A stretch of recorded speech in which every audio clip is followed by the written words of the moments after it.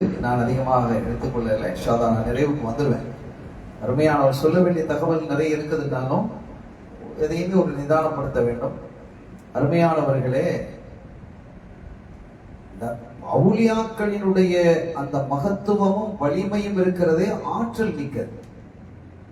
சூஃபியாக்கள் சொல்லக்கூடிய செய்தி ஒரு செய்தி என்னன்னா, ஒரு மனிதன் வாழும் காலத்தில் நல்லவனாக வாழணும், நல்லவனாக மரணிக்கணும். அதான் நம்ம தௌஃபீக் செய்வானாக. ஒரு மனிதன் ஒரு வேளை பாவியாக வாழ்ந்தான், மரணிக்கும் போது நல்லவனாக மரணிச்சான்.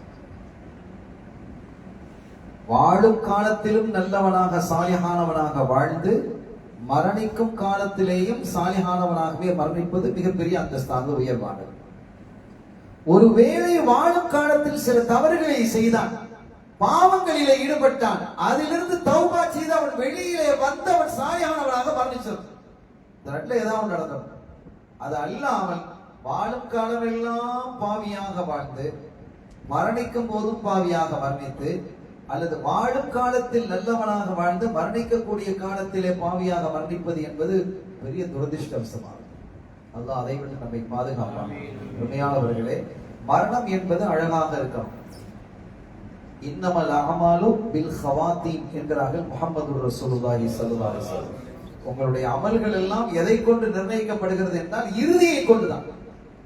நாம் மௌத்தாகும் பொழுது கலிமாவோடு லா இலாஹ இல்லல்லாஹ் முஹம்மது ரசூலுல்லாஹ் கலிமாவோடு மௌத்தாகணும்.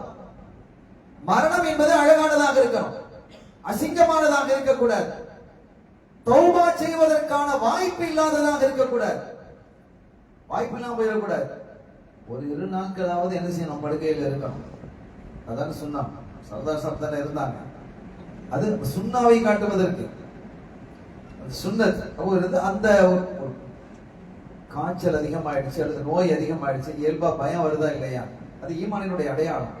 மௌத்து வந்துருமோ அப்படின்னு நம்ம பயந்தோம்னு சொன்னா, ஆஹா நமக்கு நம்ம நோய் ரொம்ப அதிகமாயிடுச்சு, என்ன ஆகும்போதோ தெரியலையோ, அது சக்கராத்தோ பயம், இதோட ரூஹு போயிடுமோ அப்படின்னு நம்ம அந்த பயம் வந்ததுன்னா அது ஈமானினுடைய அடையாளம் என்கிறார்கள்.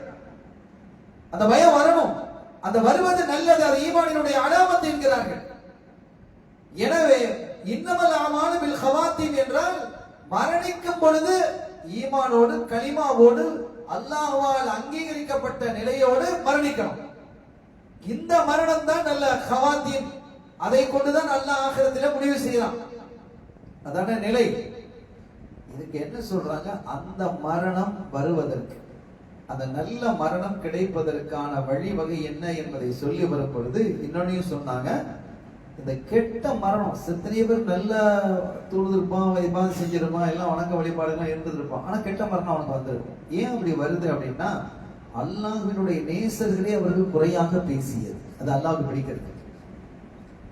அல்லாஹ் யாரை நேசிக்கிறானோ, இப்போ எனக்கு ஒரு நண்பன் இருக்கிறான்னு வைங்க, என் நண்பனை ஒருத்தன் திட்டினான்னு வைங்க, நான் சும்மா இருப்பானா? சும்மா இருப்பானா? சும்மா இருந்தா நான் நல்ல நண்பனா? என்னுடைய நண்பனை ஒருத்தன் ஏசுறான், ஒருத்தன் குறை சொல்றான், வாயில வந்த மாதிரிலாம் பேசிட்டு இருக்கிறான், அப்ப நான் என்ன செய்வேன்? அதற்கு மறுப்பு தெரிவிப்பேன். நீ பேசுவது தவறு, அப்படிலாம் பேசாதே. பேசினால் உன்னோட பேசுவதை நான் நிறுத்துவேன், அல்லது உன்னை அடிப்பேன், உன்னை எதிர்ப்பேன் என்றெல்லாம் ஒருத்தர் நாம சொல்றோம்னு சொன்னா அது நட்பினுடைய அடையாளம். சாதாரணமான மனிதர்களுடைய நட்பினுடைய அடையாளமே இதுவாக இருக்கும் போது அல்லாஹ்வினுடைய நட்பு எப்படி இருக்கும்? தனக்கு விருப்பமான தன்னுடைய நேசனை ஒருத்தர் குறை சொல்லும் பொழுது அல்லாஹ் சும்மா பார்த்துட்டு இருப்பானா? பரவாயில்லன்னு இருப்பானா? அவனுடைய மகாமுக்கு அது எவ்வளவு பெரிய இதா இருக்கும். எனவேதான் யார் இந்த இறைநேச செல்வர்களை குறை பேசுகிறார்களோ, அந்த நாதாக்களிடத்திலே அதவு குறைவாக நடக்கிறார்களோ, அவர்களுடைய வாழ்வின் இறுதி பகுதி ஹைராக இருக்காது. சூஃபிகள் சொல்லக்கூடியது. ஆனால் அதே சமயம் அல்லாஹ்வினுடைய நேசர்களை கண்ணியப்படுத்தி மேன்மைப்படுத்தி கௌரவப்படுத்தி யார் வாழ்ந்து நடக்கிறார்களோ அவர்களுடைய வாழ்வையும் அல்லாஹ் சிறப்பாக்கி வச்சார். அவருடைய வாழ்வின் நிறைவையும் அல்லாஹ் கண்ணியப்படுத்தி வைக்கிறான் என்பதை பல ஹதீதுகள், பல வரலாற்று செய்திகள் நமக்கு தெளிவுபடுத்தி காட்டுகிறது என்பதை நாம் விளங்கிக் கொள்ள வேண்டும். கண்ணியத்திற்குரிய பெருமக்களே, ஒரு கட்டத்தில் அல்லாஹ் சொல்றான், ஃபுத்குரூனி அத்குருக்கும், என்னை நீங்கள் நினைவு கூறுங்கள், நான் உங்களை நினைவு கூறுகிறேன். குர்ஆன் தான சொல்லுது, என்னை நீங்கள் நினைவு கூறுங்கள், நான் உங்களை நினைவு கூறுகிறேன். அப்ப அல்லாஹ்வை நாம திக்ர் செஞ்சா அவன் நம்ம திக்ர் செய்யறதா சொல்றான். அப்ப நாம் அல்லாஹ்வை திக்ர் செய்வது என்பது எப்படி? நம்ம பொதுவா லா இலாஹ இல்லல்லாஹ் அல்லாஹ் தான் நம்ம திக்ர் செஞ்சுட்டு இருக்கோம். இதெல்லாம் திக்ர் தானா? திக்ர் தான். அல்லாஹ்வுக்கு மக்பூலான்னு தெரியல.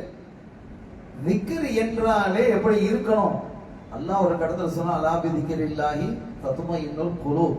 அல்லாஹ்வை நீங்கள் திக்ர் செய்தால் அது இதயங்களை சாந்திப்படுத்துகிறது, அமைதிப்படுத்துகிறது. நம்ம திக்ர் செய்யத்தான் செய்யறோம், ஆனா கல்புல நிம்மதி இல்லையே. அப்ப அது திக்ராக இல்லைன்னு அர்த்தம். இன்ன ஸலாத்த தன்ஹா அனில் ஃபாஹ்ஷாஇ வல் முன்கர். தொழுகை என்பது மானக்கேடான அருவருக்கத்தக்க விஷயங்களை தடுக்கும். அப்ப தொழுதுகிட்டே இருக்கக்கூடிய ஒரு மனுஷன் வட்டி வாங்குறான் அல்ல தப்பு தவறுகளை செய்யறான்னு சொன்னா அவன் தொழுகை இல்லைன்னு தான் அர்த்தம். தொழுகை தடுக்க இல்லைன்னு சொல்லக்கூடாது. திக்ரு நிம்மதியை தரலன்னு சொல்லக்கூடாது. மாறாக நாம திக்ராக செய்யல, நம்முடைய தொழுகையாக அமையல.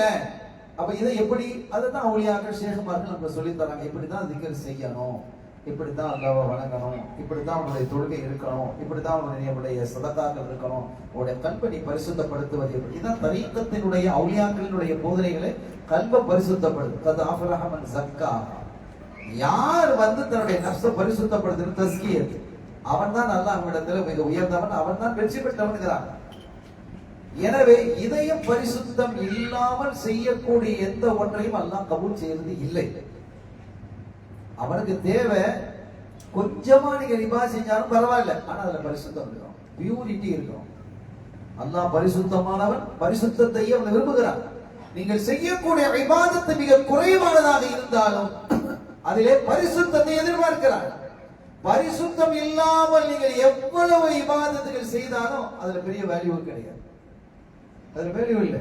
நீங்க 1000 ரக்காத்து நின்று வணங்கினாலும் சரிதான், அதுல பியூரிட்டி இல்ல அப்படின்னா அது ஒரு பெரிய விஷயம் கிடையாது.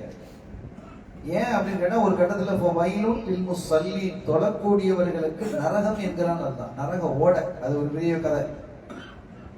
தொழக்கூடியவர்களுக்கு அல்லாஹ் தான் நரகத்தை கொடுப்பானா? அல்லாஹ் சொல்றான் வயலும் முஸல்லீன். இது யாரு? நான் தொழுகையாளின்னு காட்டுறதுக்காக தொழுகிறான அவன். இவர் போனா தொழுகிட்டே இருப்பார்ப்பா, நிறைய தொழுவார்ப்பா அப்படின்னு, பெரிய தொழுகையாளிப்பா, பெரிய ஆபிதுப்பா, பெரிய வணக்கசாலிப்பா அப்படின்னு சொல்வதற்காக மக்கள் புகழ அது காதிலே விழுந்து நமக்கு சந்தோஷத்தை தருகிறது என்று வையுங்கள். அது பெரிய ஆபத்து. நமக்கு அத்தகையவர்களுக்கு தான் வயலுன், அந்த நரக ஓடை இருக்கிறது என்று அல்லாஹ் குறிப்பிடுகிறார். எனவே நம்முடைய வணக்க வழிபாடுகள் சிறியதோ பெரியதோ கொஞ்சமோ நஞ்சமோ எதுவாக இருந்தாலும் அதிலே தூய்மை பரிசுத்தம் இருக்கும். ஒரு தகவலோட நான் நிறைவுபடுத்துகிறேன்.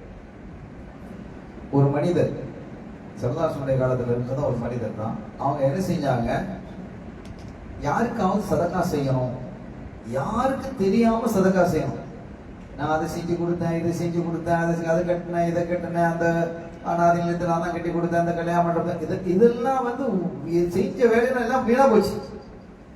யா அய்யுஹல்லதீன ஆமனூ லா துபுது ஸதகாத்திக்கும் பில் மன்னி வல் அதா. நீங்கள் சொல்லி காட்டுவதை கொண்டு உங்களுடைய தர்மங்களை எல்லாம் வீணாக்கிடாதீங்கிறான் தான். அவுலியாக்கள் ரொம்ப கவனமா இருப்பாங்க, ரொம்ப ரொம்ப கவனமா இருப்பாங்க. அதுக்கு நிறைய சான்றுகள் இருக்கு. ஸைனுல் ஆபிதீன் ரலியல்லாஹு அன்ஹு, ஹுசைன் ரலியல்லாஹு அன்ஹு மகனுடைய விஷயங்கள்லாம் பார்த்தா ஆச்சரியமாக இருக்கும். எனவே நாம் எதை செய்தாலும் அதை அடுத்தவங்க புகழணுங்கிறதே இருக்கக்கூடாது. இன்னும் சொல்லுவாங்க, வலது கை கொடுப்பது இடது கைக்கு தெரியாம கொடுக்கணும், சதகாக்கெல்லாம் அவ்வளவு கண்ணியமா இருக்கணும், எதையும் தெரியக்கூடாது அப்படிங்கிறது. அந்த வகையில ஒரு மனிதர் என்ன செஞ்சாருன்னா, யாருக்கு தெரியாம சதகா செய்யணும்னு விரும்பினாரு. அவர் ஒரு ராத்திரி நேரம் போய் அப்படி பார்த்தாரு. கடைசியில் அவனை பார்த்தா பாவம் போல இருந்தது, அவங்க கையில கொடுத்துட்டு போயிட்டாரு. யாருமே பார்க்கல நினைச்சிட்டாரு, ஆனா ஒருத்தர் பார்த்துட்டாரு. சரி, அது என்ன செய்ய முடியும்? அவர் நினைக்கிறது, அந்த தோழர் எப்படி நினைக்கிறாருன்னா, யாரும் பார்க்க கூடாத அளவுக்கு நம்ம ரகசியமாக தர்மம் செய்ய நினைச்சாரு. ஒருத்தர் கையில கொடுத்துட்டாரு, யாரும் பார்க்கல நினைச்சிட்டாரு, ஆனா ஒருத்தர் பார்த்துட்டாரு. அதை பார்த்தா கூட பிரச்சனை இல்லை. அந்த செய்தி எப்படி அவர் சொல்றாருன்னா, அந்த பார்த்தவர் சொன்னாரு, அந்த மனுஷன் சதக்கா செய்யறாரு, அவர் குறையாம சொல்லல, சதக்கா செய்தா பரவாயில்ல, யார்கிட்ட கொண்டு போய் கையில கொடுத்துட்டாரு, அவன் கள்ளன், திருடனுடைய கையில கொண்டு போய் சதக்கா செஞ்சுட்டாரு, அவனே திருடன், அவனுக்கு போய் கொடுத்துட்டாரு, அவன் திருடன் தெரியாம தான் கொடுக்குறாரு, அவன் உண்மையிலேயே திருடன் தான். இந்த செய்தி அப்படி பரவலாக பேசப்பட்டு அவருடைய காதல அவருக்கு பெரிய வருத்தமா போச்சு. ஆஹா, கண்ணட்டு கையிலேயே போய் நம்ம என்ன செய்ய இதை கொடுத்துருக்கிறோம் அப்படின்னு ரொம்ப மன வருத்தப்பட்டு போயிட்டாரு. திரும்பவும் ஒரு அமௌண்ட்டை எடுத்து இதை எப்படியாவது ஒரு நல்ல ஆள் கையில கொடுத்து வரணும் அப்படின்னு ரகசியமா பாக்குறாரு. ஒரு இரவு நேரத்தில் ஒரு பெண் வந்துகிட்டே இருக்கிறாங்க, பார்த்தா பரிதாபம் தான் அவங்க கையில கொடுத்துட்டு போயிட்டாங்க.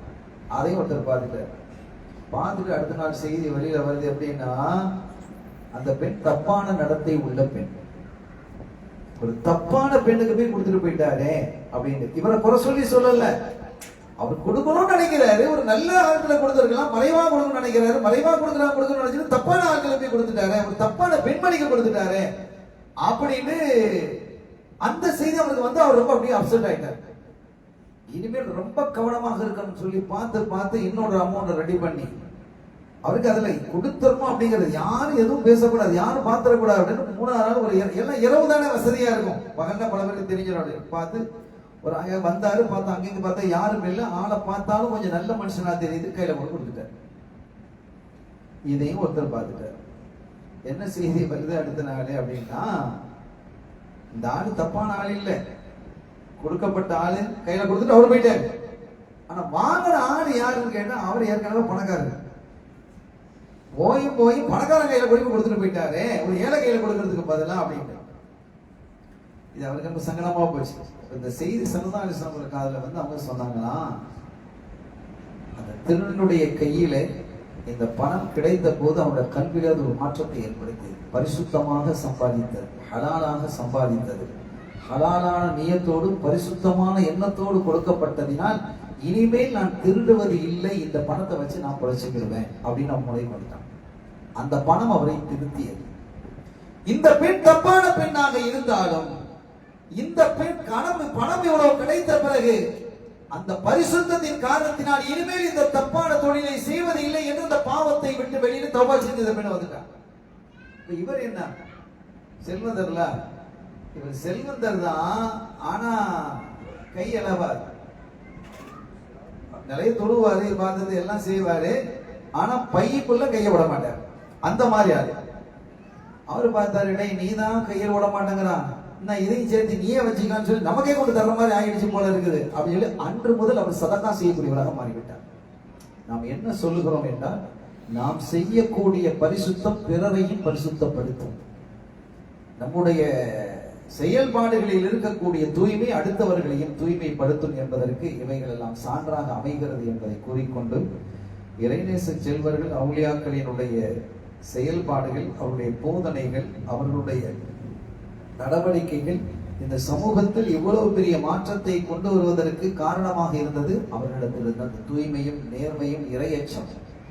அல்லாஹ்வினுடைய இமாம் கஸ்ஸாலி ரஹ்மத்துல்லாஹ் சொல்ற மாதிரி, கஸ்ஸாலி இமாமுடைய பேர்ல தான் இது இயங்குது.